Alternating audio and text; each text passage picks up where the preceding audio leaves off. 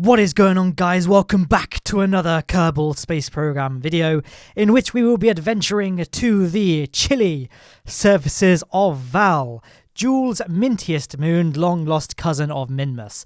The reason I want to go to Val is because I've never actually done a dedicated Val mission before outside of Green Harvest, and I thought, what better opportunity than now to do it? Because of course we now have, breaking ground is out, surface features are added, and one of the coolest surface features, and I mean that both metaphorically and physically, is the volcanoes that spawn on Val. Now, unlike things like, the Val Henge or any other previous Easter egg like monarches, monoliths, aside from the green ones, obviously, those features always just spawned in one location. They were a permanent fixture of the terrain, and they never moved. So you kind of had to know where they were in order to find them, unless you got obscenely lucky. Not the case with the breaking ground stuff, which is what a lot of people initially thought, I think, including myself when we first heard the announcement. There's not like one volcano on Val. There's actually like hundreds and hundreds and hundreds, if not thousands. All you have to do on Val is basically land anywhere and just explore, and you will just find a volcano. They're actually quite easy to find because you just look for a plume of smoke. I am getting a bit ahead of myself, but I'm a bit lazy, so I thought, let's just take a car. We have the technology, guys, to drive around, so we will do that. So that's what we're going to be doing in this video. We're going to be sending a rover to the surface of Val, locating a volcano, doing lots of science and surface analysis around said volcano, and then, returning home. This isn't going to be a Blunderbirds prequel. We will be returning our brave Kerbals to Kerbin. So there's our basic rover there. You can see we've got that giant scanning arm there just so we can get some extra science from the cryovolcano, as well as all of our standard science kit, like the Science Junior thermometer, seismometer, gravioli, and barometer. I think that's what. And the mystery goo, of course. Just to perform some science on Val. Not that we really need it because our tech tree is maxed out, but it's good to get the style points on this mission. In fact, spoiler alert, I did actually forget to take any of the data from this mission, so this is all going to be just for the thrill of it only, because I didn't actually remember to bring back any of the science, but you can at least still see the amount of hypothetical science you would have acquired. Now you can see mounted to the back of this rover is this sort of tank cannon thing. That's going to be the actual escape vehicle. So we're going to leave the rover on the surface because it has a probe core, so it'll serve as a robotic rover to be left there once the actual manned mission is complete. So the Kerbals are going to get off the surface using this little rocket here. I, for some reason, forgot that command pod was only one-seater, so we can only have one Kerbal in the actual rover, even though the original plan was two. But, it's fine. Doesn't really matter too much. The mission itself will still be very much possible, but the annoying thing is that we can only take one type of Kerbal.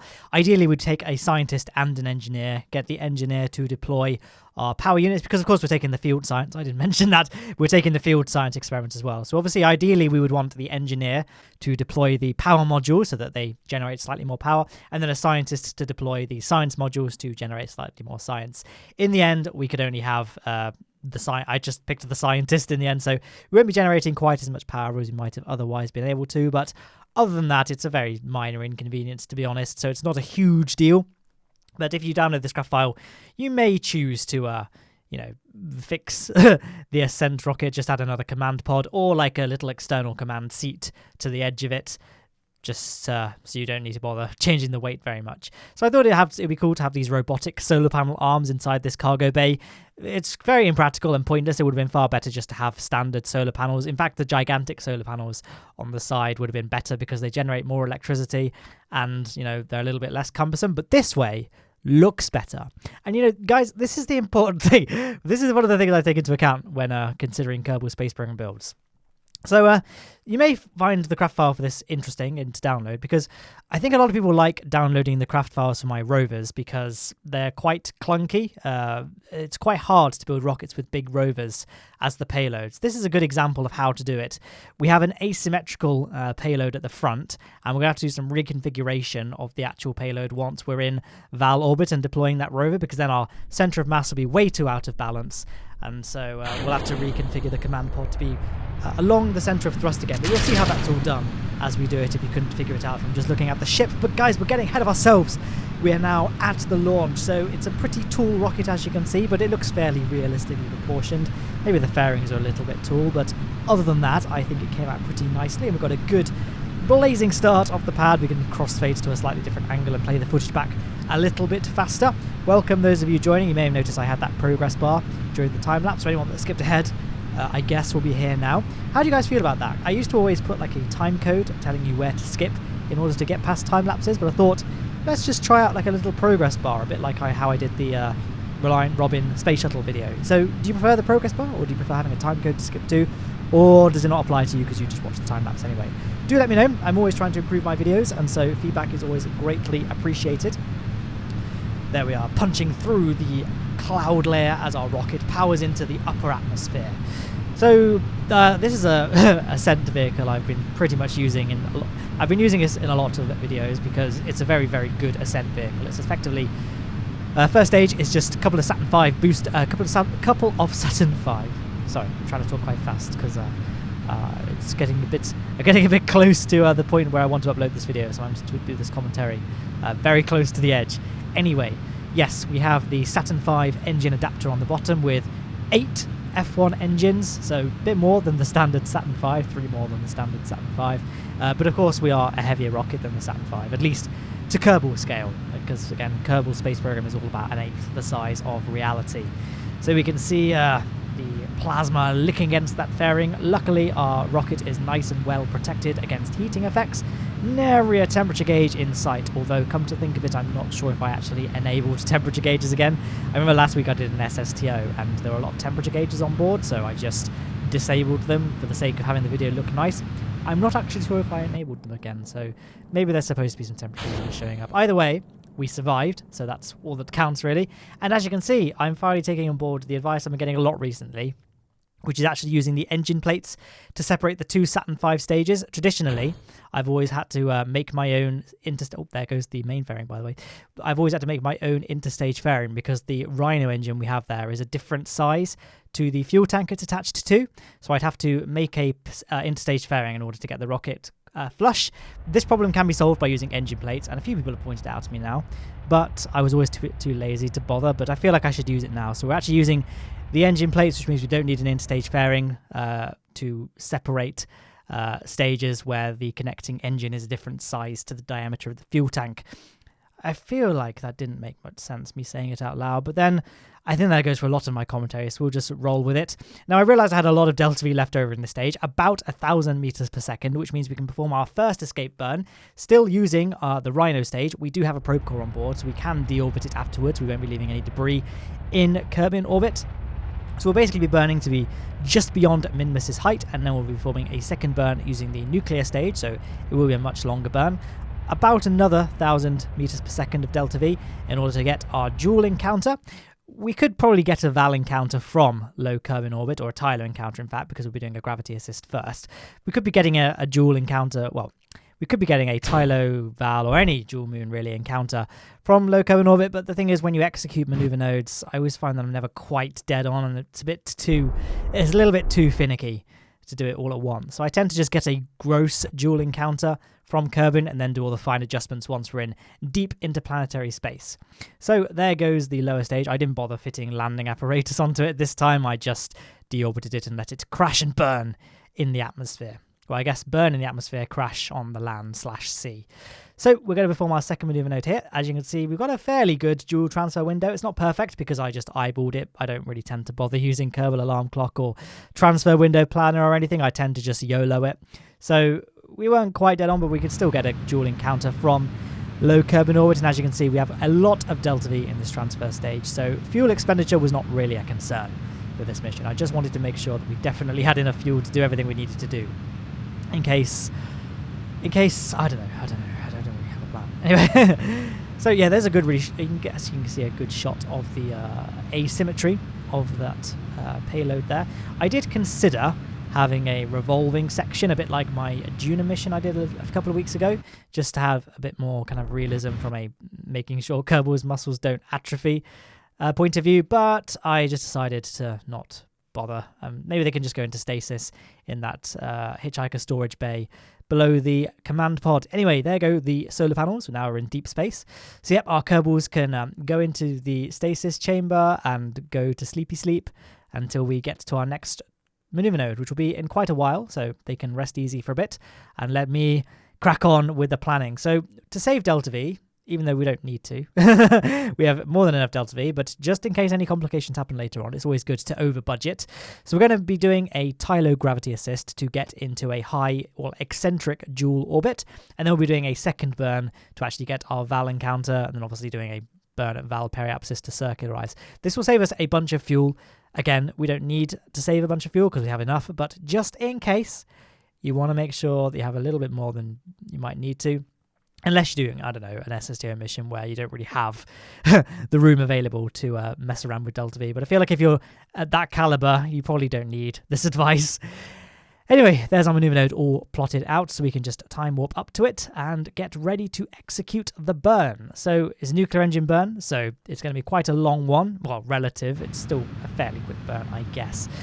Engine burning, I've said this before, but I feel like I've not said it for a while, so I guess there will be some of you that won't know about this. You want to start burning once the T minus seconds to the maneuver node is about half of the estimated burn time. For example, if your estimated burn time is 30 seconds, you want to start your burn about 15 seconds prior to the maneuver node. It is a little bit more complicated than this, especially for doing longer burns. You actually want to start burning a little bit prior to this, but as a general rule of thumb, and for all intents and purposes, it makes no real difference. Just start burning when your time to the maneuver node is about half the estimated burn time. And with that, we can pan down this lovely cinematic swing by of Tylo and get ready to perform an encounter with Val. So all I did was adjusted radial in, radial out, and retrograde and prograde, and we've got a nice Val encounter. You want to be making sure you're encountering Val pretty soon after your Tylo gravity assist, because Tylo has a huge sphere of influence. It has a very big gravity well because it's effectively the same mass as Kerbin, so it's very easy to get an unintentional second encounter of Tylo and mess up your orbit or even eject you from the dual system altogether. So you want to be making sure you're definitely going to be encountering Val in at least kind of 1, 2, or at the most 3 orbits, otherwise you'll end up getting caught up by Tylo's gravity. So I'm going for a Equatorial Orbit, not really any need for it, and to be honest, it's not the best orbit because I'm actually entering Val the wrong way. Ideally, I'd be orbiting so that my orbital direction is with Val's rotation, just so that our actual escape vehicle, as in the actual ascension vehicle, can get as much free Delta V from the moon's rotation as possible. That being said, it only takes about 870 meters per second to ascend from Val, so it's not really too much of an issue. Certainly not compared to places like Eve or Kerbin, things like that. Yeah, there goes our periapsis burn. We're going to go for an orbit of about, I aimed for 30 kilometers, just because that's quite a good round number. Val is a little bit lumpy, so you do want to be careful about getting yourself high enough that you'll avoid all the mountains, but I think 30 kilometers, we're probably going to be safe. And look at that beautiful dual rise, or dual set, I guess, in the background. Now all we need to do is transfer Bob into that little command pod there and get ready to reconfigure the ship. Because obviously once you deploy that rover, our center of mass is going to be way out of line with our center of thrust, and it's going to be pretty uncontrollable. So we need to reconfigure the craft. Obviously a couple of parts were clipped together there because our command pod went rocketing away, pun intended there, when we undocked it with the rover. So we're going to have to do a little bit of adjustment using the monopropellant thrusters, which of course luckily we have plenty of. So we're going to dock the 2 senior-sized docking ports together. Now, you've got to be really careful when docking senior-sized docking ports, because if they're not perfectly aligned, like dead on, they tend to just repel each other away. It's dumb. They are so much worse than just the normal-sized docking ports, like not the junior size, although that's pretty good as well. But, you know, the standard-sized docking ports, those are far better than the senior-sized. But the senior-sized, it kind of looks better with ship diameters like this, and I guess the seal, once they're actually clamped together, is a bit better than the normal ones, although I guess you can get around this problem using auto strut anyway. But yeah, you've got to make sure they're dead on, otherwise the two ships will just fly apart from each other. So always quick save prior to doing any kind of docking using the senior size docking ports. But as you can see, things went swimmingly. We can re-extend those solar panels, and look at that, we have a pretty nice looking ship left over. So now comes the actual landing of the rover. So we've got these rocket engines on the sides of the rover, just because At the time, I thought the volcanoes were a lot larger than they were. You'll see how big they are in this video, but the promotional images that we saw and that I received, I guess I just anticipated the volcanoes to be huge, like monarch size. Maybe not quite that big, but big enough that a rover could fit inside. So I got those jets just so we can drive up the slopes of the volcano and then drive into the crater, and then to escape the crater we can use the jets to lift ourselves up. So although we'll be burning most of our fuel on our actual Val landing, we'll have about 500 meters per second left in the rover for doing any kind of surface hops in and out of volcanoes. As it transpired, the volcanoes are far too small to accommodate the size of the rover, so I guess they're just here to, climb over any difficult rocks. But I guess it's nice. You'd rather have them and not need them than need them and not have them. And besides, maybe I could always reuse this rover to explore other surface features that might necessitate the use of engines. Now, as you can see, once we detached the anterior fuel tank on the rover, our centre of mass shifted a bit too far to the back, and so the centre of thrust was no longer firing along the centre of mass. So all I did was disable the front two boosters, and that just stabilised the craft, made it far easier to land. And without further ado, there we are, touched down safely on the surface of Val. And all we need to do now, Bob can do a quick visual inspection, make sure everything is fine. Looks pretty looks pretty good. So yeah, this rover is actually not particularly well balanced, funnily enough, because it has that gigantic rocket mounted to the back. All we need to do now is locate a volcano. Now, I was talking to Shadow Zone. He said he took about 20 minutes to find a Val volcano when he first found it. I can't remember our conversation now. But I actually found one much, much quicker. All I did was just looked around with the camera looking for any kind of plumes of gas, and I can see one yonder on the horizon. Can you see it? Do you see it? Hopefully you can see it, because we're going to be starting to point towards it soon. We can probably fade across to a little POV shot inside the cockpit. So Bobbers, look at that. We have a visual on the volcano plume. We can drive down and investigate this interesting geological feature. See what we can learn for science. There it is there. So yeah, it's actually pretty easy. Out of all the new surface features, I'd say this is probably one of the easier ones to locate, just because it has quite a tall profile if you include that plume of smoke. Yeah, if you include the plume of smoke, it's very tall. So it's very easy to pick up on the surface. At least, I don't know, I have the highest graphics settings, so maybe my draw distance is higher than some people. So if you can't find them as easily, perhaps that's why. I don't know. But it's good enough for Bob, because Bob is a man of science. He loves science. He's here to man the science experiments because, he's really good at managing science experiments because, he's a scientist. And learning the art of science is a challenging endeavour, just ask Bob, but learning can be fun too. You yourself can learn lots of things too, online if you want to. And one place you can learn stuff is Skillshare, the company that actually really in real life sponsored this actual video. For those out of the loop, Skillshare is an online learning community for creatively minded people with over 25,000 classes in design, business and more. With a premium account, you can get unlimited access to join all of the classes and communities filled with like-minded learners that are right for you, whether it's to fuel your curiosity, creativity, or even your career. Skillshare is the perfect place to keep you learning and thriving. You can even interact with other members to chat about your common interests.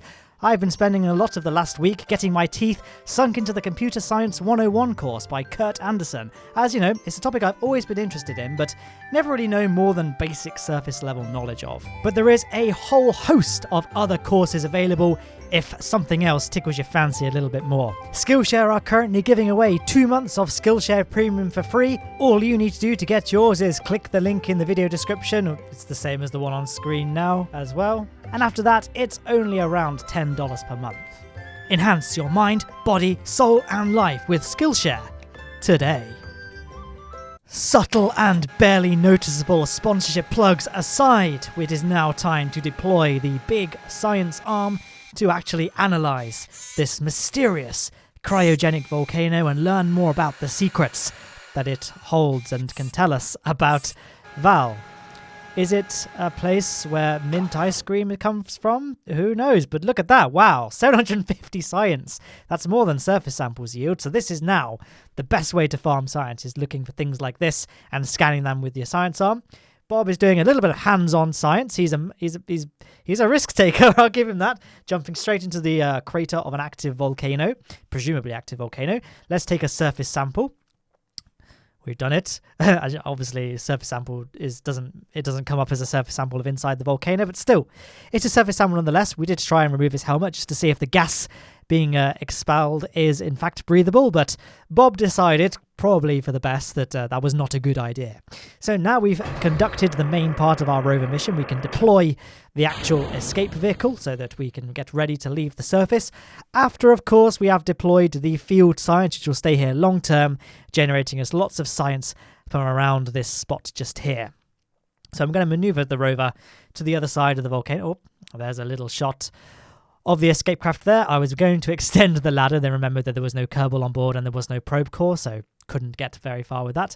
Here's a little quick example of how the solar panels on this thing work, although we are so far away from the sun that you can't really be too dependent on solar panels. This thing also has a couple of RTGs on board, just to, serve as the main way of generating power, but they're not always as quick as solar panels, so I always like to have a little bit of both.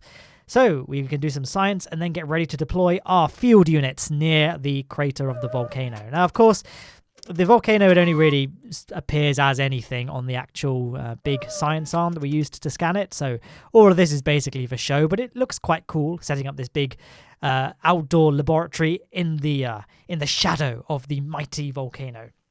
Now, we are on a slope, so the bottom part of the volcano is a little bit clipped into the surface. So you can get volcanoes that are bigger than this, but only from the perspective that they're not as clipped into the ground. They're not much taller, really. You'll probably see a shot in a minute where the camera clips into the ground and you can see the full extent of the volcano.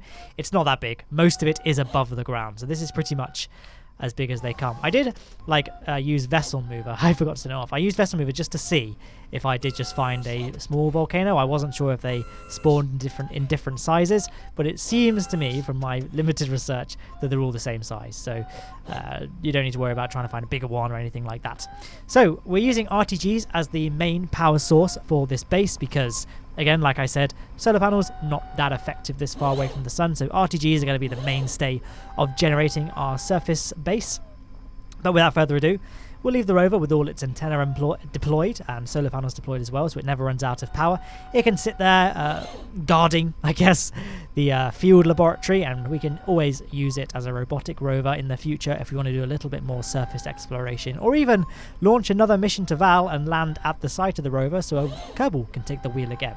For now, though, Bob, he misses his family. There's a couple of Skillshare courses he needs to keep up with, so he wants to get back home, so we're going to go ahead and do that. So we're launching 270 degrees perpendicular to the surface because obviously our mothership is orbiting against the rotation of the moon, so we need to be going into an orbit that's 270 degrees, not 90 degrees like I normally end up going to. And obviously we have the decoupler there, which is shifting the center of mass a little bit, so it was a bit difficult to control. You can see the gimbal on the actual Terrier engine having to constantly fight the craft's centre of mass, but it wasn't too bad, honestly. And we've got a pretty close encounter straight off the bat. We're going to have to do a little bit of adjustments, mainly burning normal, just to change our inclination. So we're going to get a little bit closer using retrograde, and then of course normal and anti-normal if you overshoot. So yeah, I chose the wrong normal node at first. So we're going to burn normal, get them nice and close. I usually aim for about 1 kilometer separation because 1 kilometer is good enough, honestly, for this sort of thing. I mean, if you can get closer, that's great, but 1 kilometer is absolutely fine because at 1 kilometer, you're eyeball distance, and so you can just do the rest of the burning just looking at the crafts. Although, actually, that being said, we've got a fairly close encounter. So, pat on the back for me, I guess. Just, Right, anyway. We're going to point ourselves retrograde, making sure our nav ball's velocity is set to be relative to the target, and then we're going to just burn retrograde and kill off all our speed relative to the command pod. We have a little bit of monopropellant inside this thing, just the onboard monopropellant storage in the command pod itself, so not very much, only 10 units, but it'll be enough, especially since we have loads and loads and loads of monopropellant on the other ship, so docking shouldn't be a problem. So we did obviously a docking with the senior size docking ports, now we're going to be using the junior size. So you can see There's no difference, actually. You can see the difference. There is no difference. I lied. So, yeah, this is close enough. We can just make sure that we're pointing towards that docking port on the mothership. Then we can switch to the mothership and make sure we're pointing towards the docking port on the lander. Just to... I guess it's not really a lander because it didn't do the landing itself. But, you know, the orbital reinsertion vehicle... excursion, I don't know, whatever, it doesn't matter, you know, we're getting there. So there we are, pointing towards our target, making sure we're controlling from the docking port and selecting the junior docking port on the other ship as our target. I guess it doesn't make too much of a difference because we would be controlling from the command pod, which is, you know, directly behind the docking port anyway, but I guess it must make it a little bit more accurate if you're controlling directly from that docking port. Now you can see disaster nearly struck. The lander can started spinning out of control. But, you know, we just backed up using the monopropellant thrusters, realigned ourselves. As you see, Jebediah is on board the other ship. He's doing the alignment for me. So all we need to do is align Bob with this one and just do a couple of puffs towards the mothership. And as you can see, docking was a breeze. And we say that just as we get a double rise, we get a lathe rise, and we get a dual rise. Beautiful. Absolutely beautiful. So we can pump the remainder of our liquid fuel from the ascent vehicle into the transfer stage that will get us back to Kerbin, although it wasn't really necessary. Now here you can see me trying to take the data from the lander can into the actual mothership compartment, and that's when I realized that I left all the science on board the Val rover. I guess it doesn't matter too much because we have a fully unlocked tech tree, but just bear that in mind. Luckily, you know, what am I saying? The rover is robotic, so we can just transmit the data back to Kerbin, but you don't get as much science for transmitting. So you always want to get a Kerbal, take it all back with you if you can, but well, at least we have we don't have the surface sample, do we? We could always do an EVA report if we wanted to. I mean, we didn't, but we could do an EVA report if we wanted to. So we're just going to watch those encounter nodes there. I'm basically just forcing a Kerbin encounter, and we actually got quite a close one, really. Usually it takes about 1,000 meters per second of delta V, just over in this case, to get back from Joule to Kerbin. And of course, we won't need any further delta V after that, aside from maybe 100 or 200 meters per second just to adjust our alignment once we're in interplanetary space. Just because we're not having to recover any stages. Well, that's a mistake. We are trying to recover the command pod, but we have a heat shield, is what I'm saying. If this was a whole, if we wanted to recover this entire craft, we probably wouldn't be able to get back with just a heat shield. So we want to have enough fuel to either, circularize at Kerbin using engine burning, or to plot some gravity assists to slow ourselves down like that way, like I do with my SSTO missions. Although in this case, it was fine. We have a heat shield, so we don't really need to worry about getting a particularly accurate Kerbin encounter that will minimize our re-entry speed, and we don't need to worry about having to decelerate any further once we have our Kerbin encounter itself. Aside from maybe burning slightly radially in to make sure our periapsis is within the planet's atmosphere. So there's our periapsis line. I was going to aim for about 30 kilometers, but honestly, the heat shields in this game, especially the inflatable one which we're using, are so overpowered that it doesn't really matter. You can probably set the periapsis to be within, so you're on a collision course with the planet, so you'll be coming straight down and you'd be fine. The Kerbals will probably black out from G-forces if you have that setting enabled, but I don't, so I didn't care. So yeah, just going to zoom in on Kerbin, watch our orbital line, and as you can see, we have a beautiful encounter. Did some fine adjustments using H and N with RCS enabled. If you've got RCS enabled, H and N are the buttons that you press to go forwards and backwards, and obviously J, K, L, and I to do your lateral movements. So here we are entering the sphere of influence of Kerbin. I guess we're well within the sphere of influence. I can't get more words out today. The sphere of influence of Kerbin. So we can just start separating this craft. We've kind of gone for a Soviet configuration where we have the actual re-entry module in the middle of the craft. But we'll get a nice fireworks display, hopefully, once we enter the atmosphere. Because everything else, very fragile. We're entering well over 4 kilometers a second. So we're going to get some nice fireworks. And there they are. Look at that. I can hear 1812 Overture playing in my head. I could put it on now, actually, because it's a royalty-free track. But, I can't be bothered. So hope the fireworks alone were enough and you could use your imagination and my drony monotonous voice as well. So yeah, we use the inflatable heat shield just because we have quite a large payload here, so we want to make sure that the whole thing survives. We could have just recovered the command pod, to be honest, but I don't really like having a heat shield in between the command pod and a stage below it because I want to be able to see how Kerbals could transfer between the two parts, so this seemed to be the best way for me. But the Kraken disagreed.